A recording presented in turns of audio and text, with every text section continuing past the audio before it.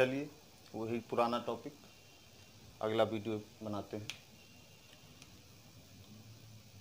Question क्या कह रहा है, P और Q के आय का अनुपात Q 3:4 है तथा इनके व्यय का अनुपात 2:3 है। यदि इनमें से प्रत्येक 6,000 रुपये की बचत करता है तो P की आय क्या होगी। मान लेते हैं कि 4,000 रुपये आपके पास टोटल है, यदि हम उसमें खर्च कर दिए 2,000 तो खर्च 2,000 निकल गया, तो बचत कितनी बची 2,000। यही सब सेम सिस्टम इसमें लगेगा। चलिए देखते हैं क्या क्या दिया हुआ है। P Q 2 लोग हैं। अब इसमें आय कितनी है, अनुपात क्या दिया है, आय का अनुपात दिया है 3:4। व्यय का अनुपात कितना दिया हुआ, व्यय का अनुपात दिया हुआ 2:3। अब पूछा क्या है, ध्यान देने वाली बात है कि P की आय क्या होगी, और इसमें साथ में दिया गया है यदि इनमें से प्रत्येक 6,000 रुपये की क्या करता है, बचत करता है। ठीक, तो बचत मतलब हो गया हमारे पास आय कितनी है 3:4। ठीक, अनुपात में आय दी हुई है, और व्यय कितना है 2:3 में। यदि हम आय में व्यय को घटा देते हैं सीधा तो क्या हो जाएगा भाई, आय में व्यय को घटा देंगे तो हमारी जो है सीधा सीधा बचत जो है निकल आएगी। ठीक, तो आय हमारी कितनी है 4, व्यय कितना है क्यू का 3, कितना रेशियो आया इसका 1 बचा। ठीक है, ऐसे इसमें देखते हैं तो इसमें कितना है, इसमें भी एक अंतर है। अब हमारे पास क्या दिया गया, प्रत्येक का 6,000 रुपये की बचत करता है। प्रत्येक जो 6,000 रुपये की बचत करता मतलब क्या हुआ, एक बराबर किसके हो गया 6,000 की। ये तो हमारी बचत ही तो निकली, जब हमने आय में व्यय को घटाया तो हमें बचत निकल आई, और बचत हमें ऑलरेडी दी गई है प्रत्येक की कि कितनी है 6,000, एक बराबर 6,000, तब तो कुछ भी इसमें निकाल लो, कोई दिक्कत ही नहीं। P की आय पूछी है भाई, एक बराबर 6, तो P की आय कितनी दी है 3, तो एक बराबर है 6,000 के, तो 3 बराबर क्या हो जाएगा भाई, 3 का मल्टीप्लाई कर दो, कितना हो गया 18,000। ठीक, किसी का भी अब निकालना हो, हमें Q का निकालना हो तो Q का भी निकल आएगा, कोई दिक्कत। ठीक, चलिए अगला क्वेश्चन देखते हैं। चलिए अगला क्वेश्चन क्या कहता है। क्वेश्चन को बहुत ध्यान से पढ़ना होता है। ठीक, क्वेश्चन को जितना अच्छे से आप समझ सकते हैं उतने ही अच्छे से आप उसका सलूशन निकाल सकते हैं। इसलिए क्वेश्चन को बहुत ही अच्छे से पढ़ो। क्वेश्चन क्या कह रहा है, A B की आय कितनी है 5:3। ठीक, तो हम लिख लेते हैं A B, आय कितनी है 5:3। ठीक भाई, जो क्वेश्चन कह रहा है वही लिख रहे हैं। A B एवं C का व्यय मतलब खर्च क्या कहें, A B C का खर्च किस अनुपात में है 8:5:2। ठीक, ये खर्च दिया हुआ है। अब क्वेश्चन क्या कह रहा है, बस क्वेश्चन को समझ, यदि C रुपये 2,000 C ₹2,000 खर्च करता है और B ₹700 बचाता है तो A की बचत कितनी है। कुछ भी नहीं, हमें दिया हुआ है कि ये खर्च किसका दिया हुआ है C का। ठीक, तो 2C का खर्च कितना हुआ दिया हुआ है। ठीक, 2,000, तो 2 बराबर है 2,000 के, तो 1 बराबर किसके हो जाएगा 1,000 के। अब रेशियो हमें सबका पता है, तो अब बात करते हैं इसका खर्च कितना हो जाएगा, तो 8 × 1,000, इसका कितना हो जाएगा 5 × 1,000, तो कितना आया 8,000 और 5,000। अब हमें सबका खर्च पता चल गया कि A का कितना है 8,000, B कितना है 5,000 और C कितना है 1,000। ठीक, अब तो कोई दिक्कत ही नहीं बची, जब हमें खर्च पता चल गया और आय का अनुपात हमें ऑलरेडी पता है। अब यहाँ से देखते हैं और भी लाइन आगे दी, क्या क्या क्या कह रहा है कि बी रुपीज कितना है 700 बचाता है, ये सेविंग करता है। ठीक, अब हम जानते हैं खर्च और जो बचत है यदि उसको हम मिला देंगे तो क्या हो जाएगा, आय हो जाएगी। ठीक, तो हमें ये क्या दिया है, बी के बारे में देखना है, तो बी कितना है 5000, और ये बचाता कितना है इसमें 700, तो अब कितना हो गया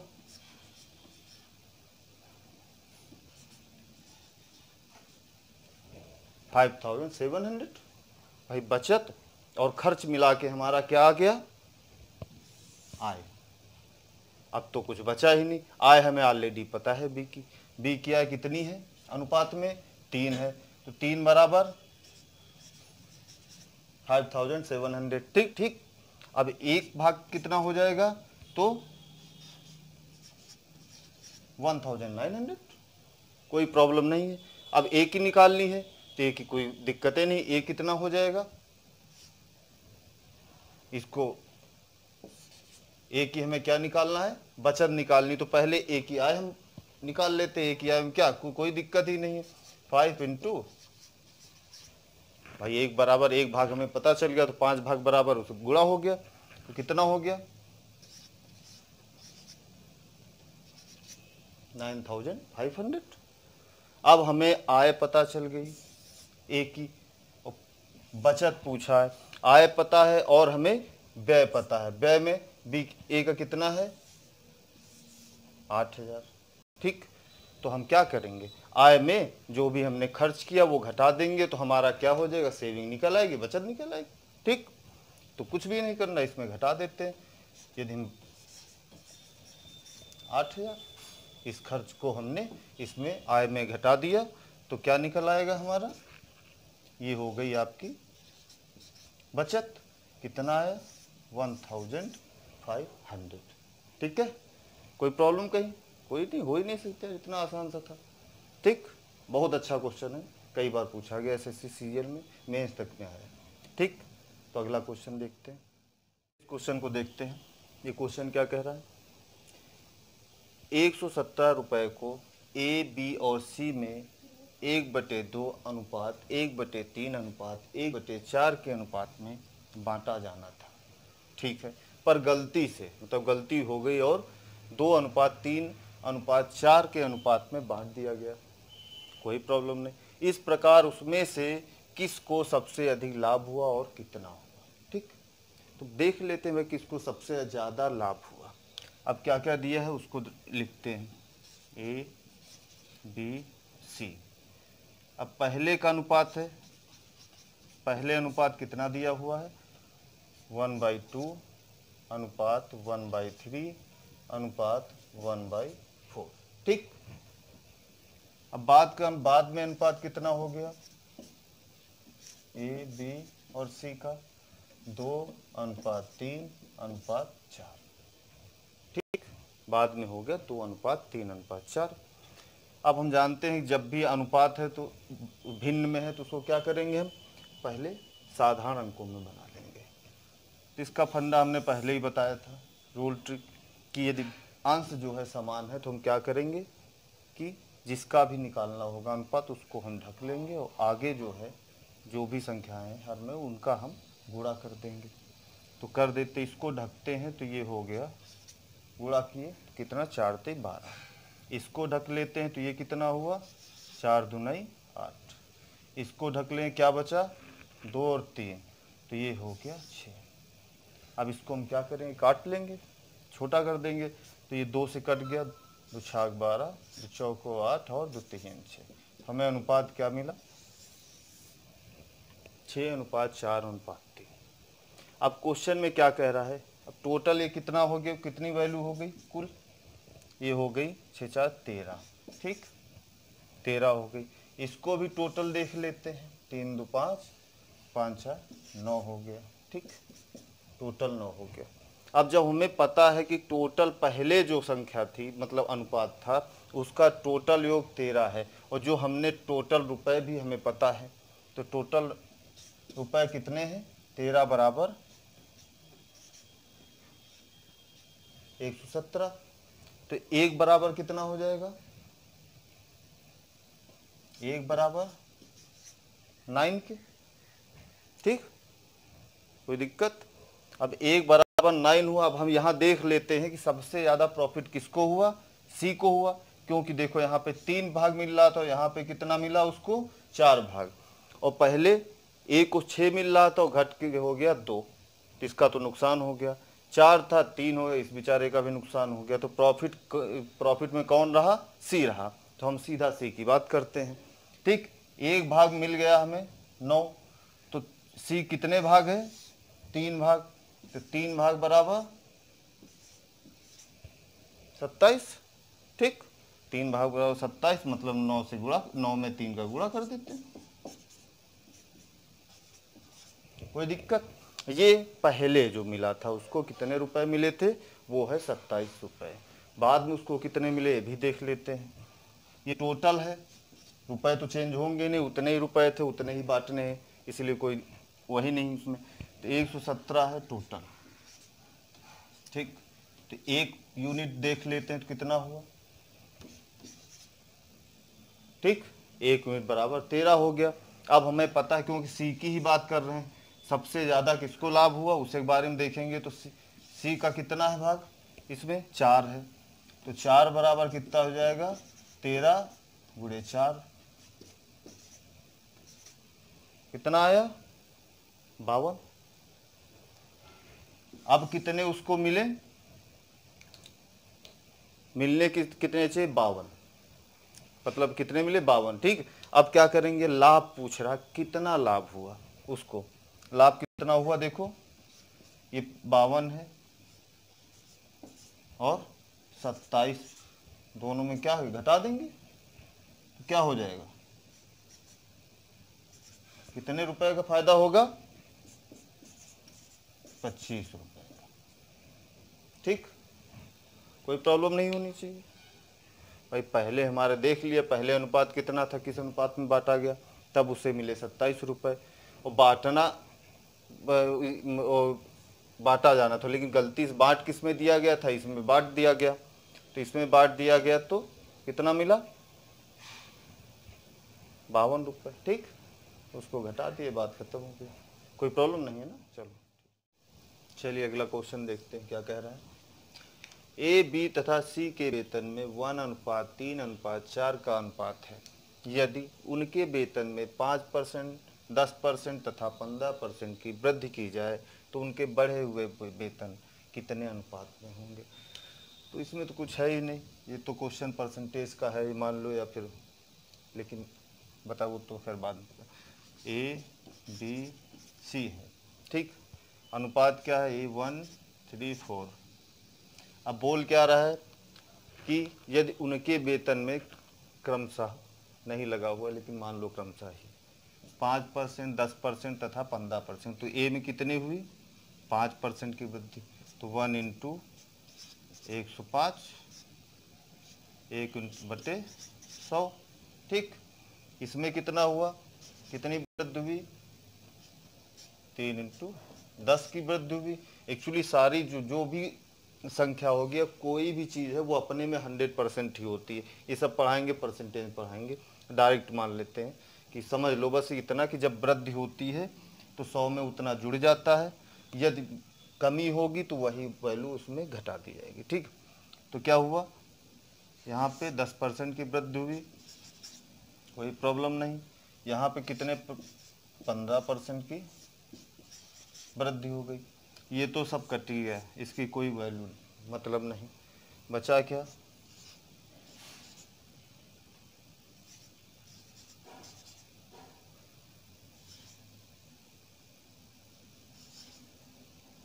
ठीक, सॉरी, 115 होगा।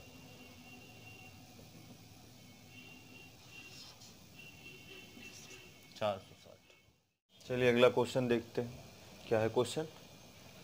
504 विद्यार्थियों वाले एक विद्यालय में लड़के और लड़कियों की संख्याओं का अनुपात 13:11 है।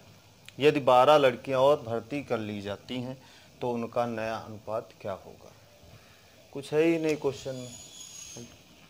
क्या बता रहा है कि लड़के और लड़कियों में ही बॉयज हो गए, ये हो गए गर्ल्स। ठीक, क्या अनुपात दिया हुआ 13:11।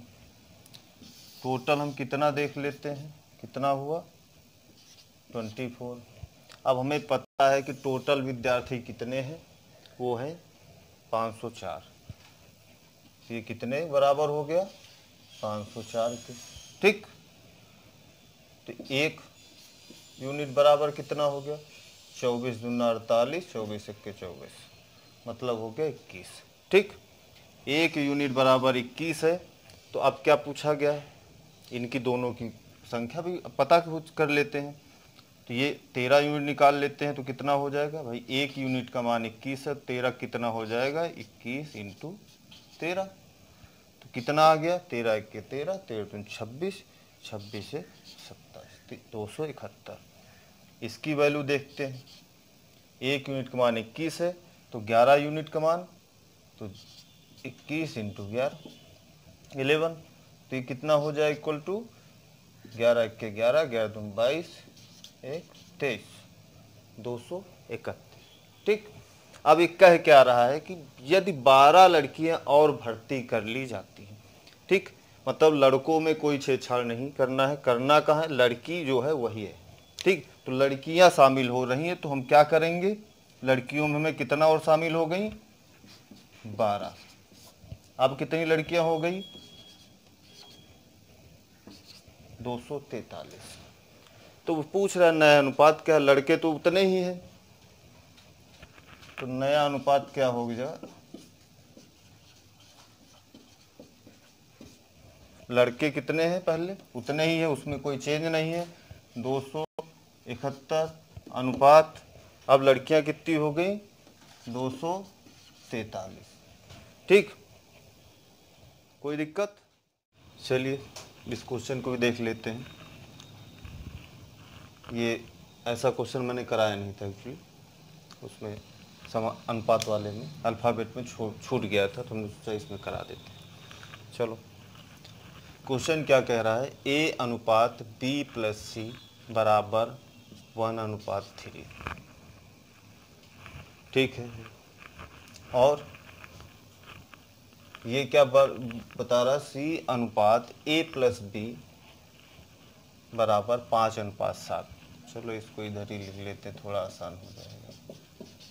ठीक, ये क्या बता रहा है 5:7, और ये क्या बता रहा है 1:3। बड़ी दुविधा है यहाँ पे।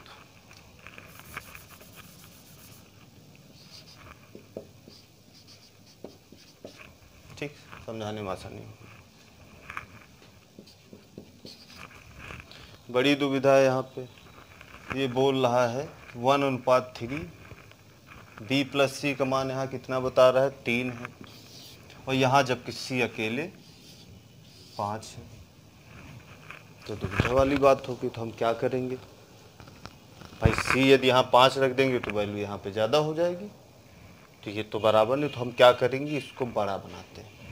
बड़ा कैसे बनाता है, ऐसे क्वेश्चन में करना कुछ नहीं होता है, जहाँ पर भी ऐसे, तो हम मल्टीप्लाई करना शुरू करते हैं। पहले 2 से ही करके देख लेते हैं। मान लो मैंने 2 से मल्टीप्लाई किया तो 6 हुआ, ये 2 हो गया 6। और अब यहाँ देखते हैं कि यहाँ पे क्या हो गया 6 हो गया। ठीक, अब यहाँ पे क्या वैल्यू है, C की वैल्यू 5 है भाई, C की वैल्यू 5 है, तो B क्या हुआ 1 ही हुआ। और आप देख क्या रहे हैं कि A बराबर यहाँ कितना है, रखेंगे 2, तो B बराबर 1 है, तो मतलब 3 ही हो रहा है, तब भी तो सेट नहीं हो रहा है। और समस्या, चलो आगे चलते हैं, 3 से मल्टीप्लाई करके देखते हैं। 3 तो 9 हुआ, 3 हो गया। अब देखते हैं कि B+C बराबर 9 है। ठीक, A बराबर क्या है 3 है। ठीक, A बराबर 3 है और C बराबर क्या है 5 है। यहाँ पे हम लिख लेते हैं, ये A है, ये B है, ये C है। अब हम देखते हैं A बराबर 3, और अब निकाल लेते हैं B+C है यहाँ पर, तो B बराबर कितना हुआ यहाँ पे ए बराबर 3 है तो बी बराबर यहाँ पे कितना हो जाए, टोटल 7 है तो कितना हो जाएगा 4। ठीक, अब क्या बचा यहाँ पे, सी देखते हैं। सी बराबर कितना है 5। ठीक, अब हम चेक करते हैं कि सही है कि नहीं। ए बराबर 3 हो गया, ए बराबर 3 रख दिया। ठीक, और उसके बाद बी बराबर 4 है, बी बराबर 4 रख दिया। तो वैल्यू इसकी कितनी हो गई, 7 हो गई। तब तो फिट बैठ रहा है। बी बराबर 4 है, यहाँ पर देखते हैं 4 हो गया। सी बराबर 5 है, 5 है तो हमने जो बड़ा किया था इसको, ये भी फिट बैठी। मतलब एग्जैक्ट वैल्यू हमारी अब निकल आई है। क्या है, ए बराबर कितना निकला 3, बी बराबर कितना निकला 4 और सी बराबर कितना निकला 5। अब कुछ बचा ही नहीं, ये वैल्यू उठा के इसमें पुटअप कर देते हैं बस। बी बराबर कितना है 4 अनुपात। ठीक, अब उसके बाद क्या दिया, ए बराबर 3 प्लस सी बराबर 5, तो क्या हो गया 4 अनुपात 8। तो क्या हो जाएगा 1 अनुपात 2। ठीक, तो इसका अनुपात कितना निकलेगा आपका 1 अनुपात 2। ठीक, कोई दिक्कत। अब ये जो है अनुपात समानुपात पूरा जो है चैप्टर समाप्त हो चुका है। इसके आगे जो है फिर वीडियो बनाते रहेंगे और कोशिश करेंगे अच्छा देने की। और लाइक और सब्सक्राइब और बेल ज़रूर बजा देना। ठीक, और पुराने कॉन्सेप्ट जिसको देखना है वो पुराना भी वीडियो देख लो। ठीक है, ओके।